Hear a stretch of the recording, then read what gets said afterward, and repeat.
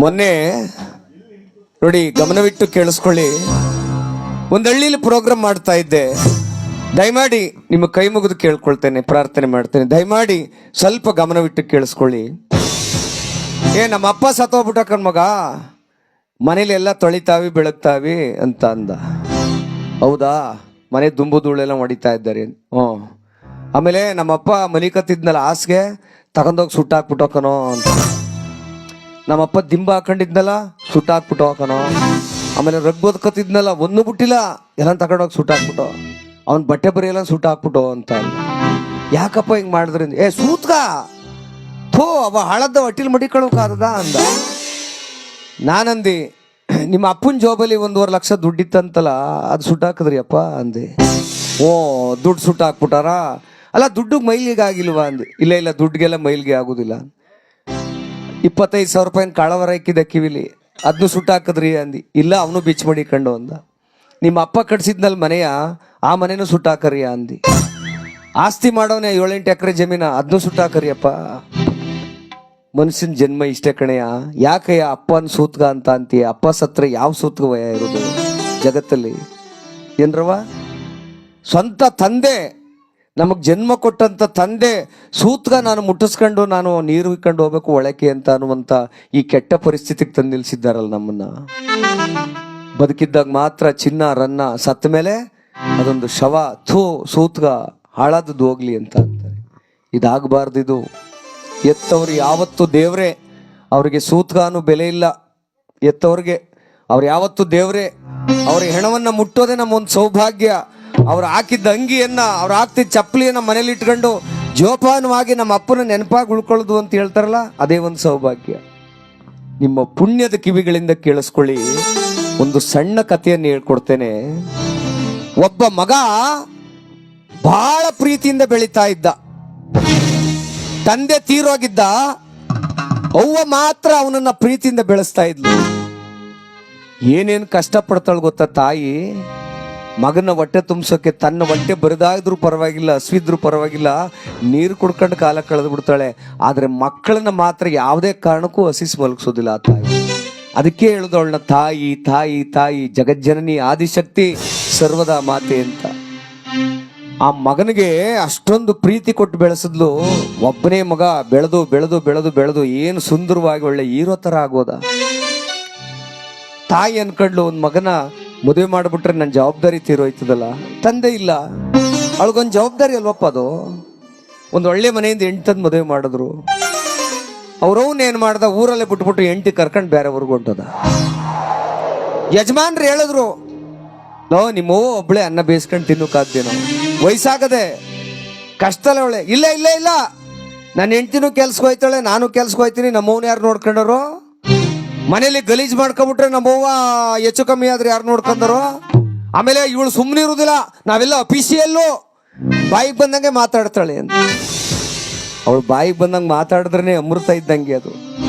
ಅವ್ರ ಕೈ ಕೊಳೆಯಾದದಕ್ಕೆ ನಾವು ಇಷ್ಟೊಂದು ಒಳ್ಳೆ ಬಟ್ಟೆ ಹಾಕೊಂಡಿರೋದು. ಅವರ ಕೈ ಕಾಲು ಕೆಸರಾದದಕ್ಕೆ ಇವತ್ತು ಇಷ್ಟೊಂದು ಚೆನ್ನಾಗಿ ಅನ್ನ ಉಣ್ಕೊಂಡು ನಿಂತಿರೋದು ನಾವು. ಏನಣ್ಣ ಸತ್ಯ ತಾನೆ? ಅಪ್ಪ ಅವನ ಕೈ ಕಾಲು ಕೆಸರಾದದಕ್ಕೆ ನಾವು ಬಾಯಿ ತುಂಬ ಮೊಸರು ತಿಂತಾ ಇರೋದು. ದೂರ ಹೊಟ್ಟೋದ್ರು. ಅವರವ್ವ ಮನೆಯೊಳಗೆ ಇಲ್ಲೇ ಸೇರ್ಕೊಂಡ್ಲು. ಎಷ್ಟು ದಿನ ಗಂಟ ಅಂತ ನೋಡ್ತಾಳೆ. ಯಾರೋ ಕರ್ಕೊಂಡೋಗಿ ಮಮ್ಮನ್ನ, ಯಾರು ದಿಕ್ಕು ದೇಶ ಇಲ್ಲ. ಮಗ ಫೋನ್ ಮಾಡೋದು ಬಿಟ್ಟ. ಕೇಳಿಸ್ಕೊಳ್ಳಿ, ದಿಕ್ಕು ದೇಶ ಇಲ್ಲ. ಏನು ಮಾಡಿದ್ರು, ತಗೊಂಡೋಗಿ ಒಂದು ವೃದ್ಧಾಶ್ರಮಕ್ಕೆ ಬಿಟ್ಬಿಟ್ರು ಆ ತಾಯಿನ. ದಿನ ಕಣ್ಣೀರು ಹಾಕೋಕೆ ಶುರು ಮಾಡಿದ್ಲು. ನನ್ನ ಮಗನಿಗೆ 2 ಲಕ್ಷ ಸಂಬಳ, ಸೊಸೆಗೆ 1.5 ಲಕ್ಷ ಸಂಬಳ, 3.5 ಲಕ್ಷ ಸಂಬಳ. ಏನು ಮನೆಯ 36 ಚದರಕ್ಕೆ ಮನೆ ಕಟ್ಸವನೆ, ನನಗೊಂದು ಸಗಲ ಜಾಗ ಕೊಡದೆ ಹೋದ್ನಲ್ಲ ಅಂತ ದಿನ ಕೊರ್ಗೋಕೆ ಶುರು ಮಾಡಿದ್ಲು. ಮಗ ಏನು ಮಾಡ್ದ, ಪ್ರತಿ ವರ್ಷ ಅವನು ಹುಟ್ಟದ ಹಬ್ಬದ ದಿನ ಅವ್ರ ಅವನಿಗೊಂದು ಹೂ ಕೊಡಿಸ್ತಿದ್ದ ಊರಲ್ಲಿದ್ದಾಗ. ಅದೊಂದು ಅಭ್ಯಾಸ, ಒಳ್ಳೆ ಅಭ್ಯಾಸ ಇಟ್ಕೊಂಡಿದ್ದ. ಒಂದಿನ ಏನಾಯ್ತು, ಅವನು ಹುಟ್ಟದ ಹಬ್ಬ ಬಂತು. ದೂರದಲ್ಲವನೇ, ಕೆಲಸದ ಒತ್ತಡವೇನೋ ಅಥವಾ ಹೆಂಡತಿ ಬೈತಾಳೆ ಅಂತಲೇ ಊರಿಗೆ ಹೋಗಕ್ಕಾಗೋದಿಲ್ಲ. ಪೋಸ್ಟ್ ಆಫೀಸ್ಗೆ ಹೋದ. ಸ್ವಾಮಿ ಕೊರಿಯರ್ ಮಾಡಿ ಅಂದ. ಈ ಹೂ ಎಷ್ಟು ಅಂದ.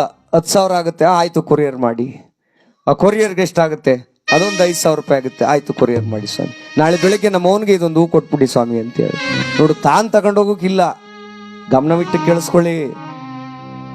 ಯಾರಾದ್ರೂ ನಾವು ತಾಯಿ ತಂದೆಯರನ್ನ ಕಡೆಗಣಿಸಿದ್ರೆ ಕೊನೆಗಾಗೋ ಪರಿಸ್ಥಿತಿ ಎಂಥದ್ದು ಅನ್ನೋದಕ್ಕೆ ಇದೊಂದು ಉದಾಹರಣೆ.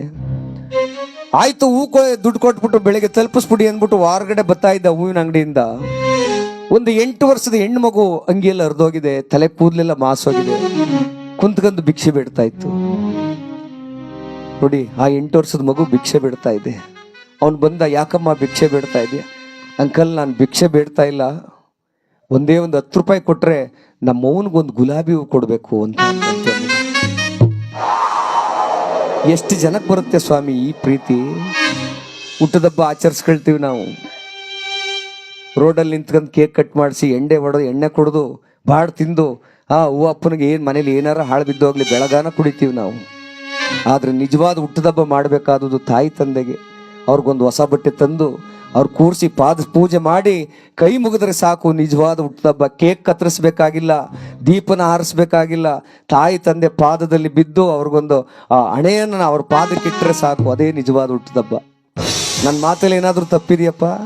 ಯಾಕೆ ಅಂದರೆ ತಾಯಿ ಸಾವಿನ ಮನೆ ಬಾಗಿಲಿಗೆ ಹೋಗಿ ಬರುವಂಥವಳು ಅವಳಿಗೆ ನಿಜವಾದ ಹುಟ್ಟದಬ್ಬ ಮಾಡಬೇಕು. ಇಲ್ಲಿ ಮಗ ಆ ಹೂನ ಕೊಟ್ಟು ಕಳ್ಸೋಕ್ಕೆ ತೀರ್ಮಾನ ಮಾಡ್ದ. ಹೊರಗಡೆ ಹುಡುಗಿ ಆ ಭಿಕ್ಷೆ ಬೇಡುವಾಗ, ಅಂಕಲ್ ನನಗೊಂದು 10 ರೂಪಾಯಿ ನನಗೆ ಹೂ ಕೊಡ್ತೀರಾ? ನಮ್ಮ ಅವನಿಗೆ ಹೂ ಕೊಡಬೇಕು ಅಂತ ಕೇಳಿದ್ರು. ಅವನೇನು ಮಾಡ್ದ, ನಮ್ಮ ಅವನಿಗೆ 15,000 ಕೊಟ್ಟಿನಿ, ಹುಡುಗಿಗೆ 100 ರೂಪಾಯಿ ಕೊಡೋಣ ಅಂದ. ಆ ಹುಡುಗಿ, ಬೇಡ ಸರ್, ಕೇವಲ 10 ರೂಪಾಯಿ ಸಾಕು. 10 ರೂಪಾಯಿ ಕೊಟ್ಟರು. ಯಾರ ಹುಡುಗ ಅಂಗಡಿಗೆ ಹೋಗಿ ಒಂದು ಗುಲಾಬಿ ಹೂ ತಕೊಂಡು, ಅಂಕಲ್ ಥ್ಯಾಂಕ್ಸ್, ನಾನು ಓಡೋಗಿ ಬರ್ತೀನಿ ಅಂತೇಳಿ ಓಡ್ತಾ ಇದೆ ಆ ಮಗು. ಇವ್ರಿಗೆ ಆಶ್ಚರ್ಯ ಆಯ್ತು. ನಾನು ನಮ್ಮ ಮನೆಗೆ 3-4 ಲಕ್ಷ ರೂಪಾಯಿ ಸಂಬಳ ಬರ್ತದೆ, ಒಂದಿನ ನಮ್ಮ ಅವನಿಗಂತೂ ಅನ್ನ ತಗೋಕ್ ಕೊಡ್ಲಿಲ್ಲ, ಒಂದು ಹೂ ತಗೋಕ್ ಕೊಡ್ಲಿಲ್ಲ, ಬೇರೆಯವ್ರ ಕೈಲಿ ಕೊಟ್ಟು ಕಳಿಸ್ತಾ ಇದ್ದೀನಿ. ಆ ಹುಡುಗಿ ಅವ್ರ ಅವನಿಗೆ ಹೆಂಗ್ ಹೂ ಕೊಡ್ತದೆ ನೋಡ್ಬೇಕು ಅಂತೇಳಿ ಆ ಹುಡುಗಿ ಹಿಂದ್ಗಡೆ ಈ ಶ್ರೀಮಂತ ಯುವಕ ಓಡೋಡಿ ಹೋದ. ಆ ಹುಡುಗಿ ಊರನ್ನು ಬಿಟ್ಬಿಡ್ತು, ಕಾಡೊಳಗೆ ಓಡೋಗ್ತಾ ಇದೆ. ಒಂದು ದೊಡ್ಡ ಸ್ಮಶಾನ, ಎಣಗಳ ರಾಶಿ ಅಲ್ಲಲ್ಲಿ ಉರಿತಾ ಇದೆ. ಆಗ ತಾನೇ ಮಣ್ಣು ಮಾಡಿದಂಥ ಒಂದು ಆ ಸಮಾಧಿ ಮುಂದ್ಗಡೆ ಹೋಗಿ ಆ ಮಗು ಮಂಡಿ ಉರ್ಕೊಂಡು ಆ ತಲೆಗೆ ಅವರವನ ಆ ಪಾದಕ್ಕೆ ನಮಸ್ಕಾರವನ್ನ ಮಾಡಿ ಆ ಗುಲಾಬಿ ಹೂನ ಆ ಗುದ್ದದ ಮೇಲಿಟ್ಟು, ಸಮಾಧಿ ಮೇಲಿಟ್ಟು, ಅಮ್ಮ ನೀನಿರುವವರೆಗೂ ಒಂದಿನ ನನಗೆ ಹಸುವಿನ ಬೆಲೆ ಏನು ಅಂತ ಗೊತ್ತಾಗ್ಲಿಲ್ಲ ತಾಯಿ. ಇವತ್ತು ಭಿಕ್ಷೆ ಬೇಡ್ಕೊಂಡು ನಾನು ಅಲ್ಲಿ ಇಲ್ಲಿ ಒಂದು ತನ್ನ ತಿಂತಾ ಇದ್ದೀನಿ. ನನ್ನ ಕಡೆಯಿಂದ ಪ್ರತಿದಿನ ನನಗೆ ಹೂ ಮುಡಿಸ್ತಿದ್ದಲ್ಲವ ನೀನು, ಈ ಹೂವನ್ನ ಯಾರೋ ಪುಣ್ಯಾತ್ಮ 10 ರೂಪಾಯಿ ಕೊಟ್ಟ ಹೂ ಬಿಟ್ಟಿದ್ದೀನಿ ಕಣವ. ನಾನು ಹಿಂದ್ಗಡೆ ನಿಂತ್ಕೊಂಡು ನೋಡ್ತಿದ್ನಲ್ಲ, ಶ್ರೀಮಂತ ಯುವಕನ ಕಣ್ಣಲ್ಲಿ ಧಾರಾಕಾರವಾಗಿ ನೀರು ಸುರಿಯುತ್ತೆ. ಅಯ್ಯೋ, ಅವನಿಗೊಂದಿನ ಹೋಗಂತೂ ತನ್ನ ತಿನ್ನಿಸ್ಲಿಲ್ಲ ನಾನು.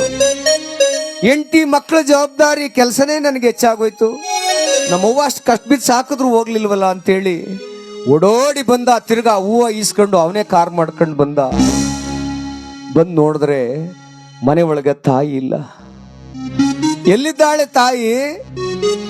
ವೃದ್ಧಾಶ್ರಮದಲ್ಲಿ ನಾಯಿ ತರ ಬೆಳೀತಾ ಇದ್ದಾಳೆ. ಎಲ್ಲಿ ಅಂತ ಹುಡುಕಾಡ್ಕೊಂಡು ಹೋಗಷ್ಟರಲ್ಲಿ ಆ ತಾಯಿ ಮಗ ಬರ್ಲಿಲ್ವಲ್ಲ, ನಾನು ನೋಡಕ್ ಬರ್ಲಿಲ್ವಲ್ಲ ಅಂತೇಳಿ ಕೊರಗಿ ಅಜಾರದಲ್ಲಿ ಪ್ರಾಣವನ್ನು ಬಿಟ್ಟು ಮಲಗಿದ್ದಾಳೆ. ಎಷ್ಟು ಓದಿಸಿದ್ರೇನು, ಎಷ್ಟು ಸಂಸ್ಕಾರವಂತ್ರೆ, ಎಷ್ಟು ವಿದ್ಯೆ ಇದ್ರೇನು, ಸಂಸ್ಕಾರ ಇದ್ರೇನು. ಆಗ ಆ ಹೂ ಹಿಡ್ಕೊಂಡು ಬಂದ ಆ ಮಗ, ಅವ್ವ ಒಂದು ಹೆಣ್ಣು ಮಗು ನನ್ನ ಕಣ್ ತೆರೆಸಿದೆ, ಹೂ ಹಾಕೊಳ್ಳವ, ಹೂ ತಕೋ ಅಂದಾಗ ಯಾರೋ ಇಂಥ ಹಿರಿಯರು ಯಜಮಾನ್ರು ಹೇಳಿದ್ರಂತೆ, ಬದುಕಿದ್ದಾಗ ನಿಮ್ಮವನ್ಗಂತೂ ತನ್ನ ತಿನ್ನಿಸ್ಲಿಲ್ವಲ್ಲಪ್ಪ ನೀನು, ಬದುಕಿದ್ದಾಗಂತೂ ತನ್ನ ತಿನ್ನಿಸ್ಲಿಲ್ವಲ್ಲೋ, ಒಳ್ಳೇದು ಬೇಕಾ ಕೆಟ್ಟದ್ದು ಬೇಕಾ ಅವ್ವ, ನಿನ್ ಕಷ್ಟ ಏನು ಸುಖ ಏನು ಅಂತ ಕೇಳಲಿಲ್ವಲ್ಲೋ, ನಿನಗೆ ಹಣವೇ ಹೆಚ್ಚಾಗೋಯ್ತು. ಇವತ್ತು ನಿಮ್ಮವ್ವ ಹೂ ಮುಡ್ಕೊಳಕ್ಕಿಲ್ಲ ಕಣಪ್ಪ, ಅವಳು ಉಸಿರು ಆರಿ ಹೋಗಿದೆ, ಹೆಣವಾಗಿ ಮಲಗಿದ್ದಾಳೆ. ಮಗ ಅದೇ ನೋವಿನಲ್ಲಿ ಹುಚ್ಚನಾಗಿ ಹೋಗಿದ್ದಾನೆ. ಹೆಂಡತಿ ಬಿಟ್ಟೋದ್ಲು ಅವನನ್ನ. ಇವತ್ತು ಕುಡಿದು ಕೃಶವಾಗಿ ಹುಚ್ಚನಾಗಿ ತಿರುಗ್ತಾ ಇದ್ದಾನೆ. ತಾಯಿ ಶಾಪ, ನಾಯಿ ಶಾಪ, ಇದು ಒಳ್ಳೇದಲ್ಲ. ಯುವಕರು ನಾವು ಅರ್ಥ ಮಾಡ್ಕೋಬೇಕು. ನಮ್ಮವ್ವ ನಮ್ಮಪ್ಪ ಇರು ಗಂಟೆ ಎಂಥ ಶಕ್ತಿ ಇರ್ತದೆ ಗೊತ್ತಾ ಭೂಮಿ ಮೇಲೆ. ಅವ್ರೇನಾದ್ರೂ ಕಳ್ಕೊಂಡಾಗ ಆಗುವಂತ ನೋವಿದೆಯಲ್ಲ, ಅನಾಥ ಪ್ರಜ್ಞೆ ಇದೆಯಲ್ಲ, ಅದು ಯಾವ ಶತ್ರುಗೂ ಬರಬಾರದು. ಹೀಗೆ ಯೋಚನೆ ಮಾಡಿ, ನಿಜವಾದ ದೇವ್ರು ಯಾರು? ದೇವ್ರ ಗುಡಿಲಿ ಕೂತಿರೋದು ನಿಜವಾದ ದೇವರಲ್ಲ. ಅವರಲ್ಲಿ ಶಕ್ತಿ ಇದೆ ನಿಜ, ಆದರೆ ನಿಜವಾದ ತಾಯಿ ತಂದೆನೇ ನಮ್ಮ ಪಾದದ ದೇವರುಗಳು, ನಮಗೆ ಆಶೀರ್ವಾದ ಮಾಡುವಂಥ ದೇವರುಗಳವರು. ಅವರ ಪಾದಕ್ಕೊಂದು ಯಾವತ್ತೂ ನೋವು ಕೊಡಬೇಡಿ ಅಪ್ಪ, ಅವ್ರ ಕಣ್ಣಲ್ಲಿ ನೀರು ತರಿಸ್ಬೇಡಿ.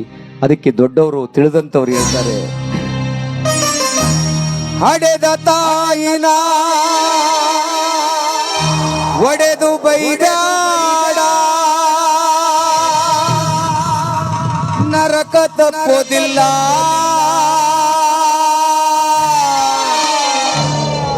ತಂದೆ ತಾಯಿನ ಪ್ಯಾರೆ ಇಡಬ್ಯಾಡ, ದೇವರೊಪ್ಪೋದಿಲ್ಲ. ನಿಮ್ಮ ದೇವರೊಪ್ಪೋದಿಲ್ಲ.